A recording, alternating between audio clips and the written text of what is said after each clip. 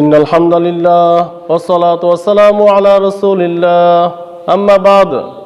সম্মানিত উপস্থিতি, আজকে আমরা আলোচনা করব মুসলমানদের সঠিক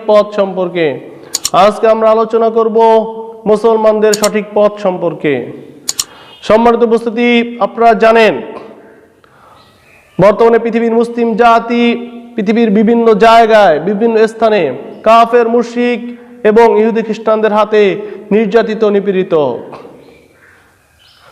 অথচ কাল পর্যন্ত এই ইহুদি মুসলমানদের দরবারে দাঁড়িয়ে একটু ভিক্ষা চাইতো থাকার জন্য। আজ সেই ইহুদিরা মুসলমানদেরকে চ্যালেঞ্জ করছে। সম্মানিত উপস্থিতি, আপনারা জানেন এর কারণ একটাই, মুসলিম জাতি তাদের সেই কোরআন থেকে দূরে সরে গেছে, ওহীর বাণী থেকে দূরে সরে গেছে। মসজিদে নববীতে বসে রাসূলুল্লাহ সাল্লাল্লাহু আলাইহি সাল্লাম যুদ্ধের জন্য নাম নিচ্ছেন। সেই মুহূর্তে এক মহিলা তার দুধের শিশুকে নিয়ে এসে পেশ করলেন, ইয়া রাসূলুল্লাহ, আমার এই দুধের শিশুকে যুদ্ধের জন্য, জিহাদের জন্য কবুল করেন। তখন রাসূলুল্লাহ সাল্লাল্লাহু আলাইহি সাল্লাম বললেন, আমি তো যুদ্ধের জন্য নাম নিচ্ছি, বাচ্চাদের খেলার জন্য নাম নিচ্ছি না। তোমার এই বাচ্চা না তীর চালাতে পারবে, না তলোয়ার চালাতে পারবে, না ঘোড়ায় বসতে পারবে, না ডাল ঘুরাতে পারবে। তখন সেই মহিলা বলল, ইয়া রাসূলুল্লাহ, আমিও জানি আমার এই দুধের শিশু তীর চালাতে পারবে না, আমার এই দুধের শিশু তলোয়ার চালাতে পারবে না, আমার এই দুধের শিশু ঘোড়ায় বসতে পারবে না, আমার এই দুধের শিশু ডাল ঘুরাতে পারবে না, কিন্তু আমি জানি আমার এই দুধের শিশু ডাল হতেও তো পারবে। কাফের মুশরিকরা আপনাকে লক্ষ্য করে যখন তীর নিক্ষেপ করবে এবং তরবারি চালাবে, সেই মুহূর্তে আমার এই দুধের শিশুকে ডাল স্বরূপ পেতে ধরবেন। আমার এই দুধের শিশু টুকরো টুকরো হবে, আপনার দেহ রক্ষা পাবে।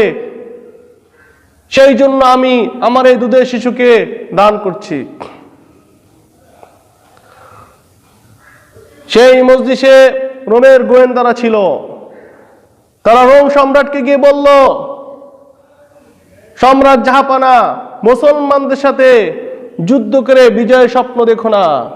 তখন রোম সম্রাট বলল, ব্যাপার কি?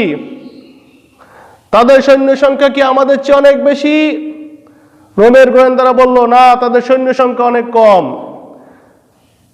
তাদের অস্ত্র অনেক বেশি। না, তাদের অস্ত্র অনেক কম।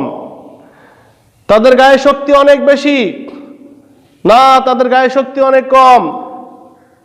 তারা জীর্ণ শীর্ণ শুকনো রুটি খায়। তখন রোম সম্রাট রাগ করে বলল, কেন আমাকে ভয় দেখাচ্ছ? সৈন্য সংখ্যা আমাদের বেশি, অস্ত্র আমাদের বেশি, গায়ে শক্তি আমাদের বেশি। তখন রোমের গোয়েন্দারা বলল, সম্রাট জাহাপানা,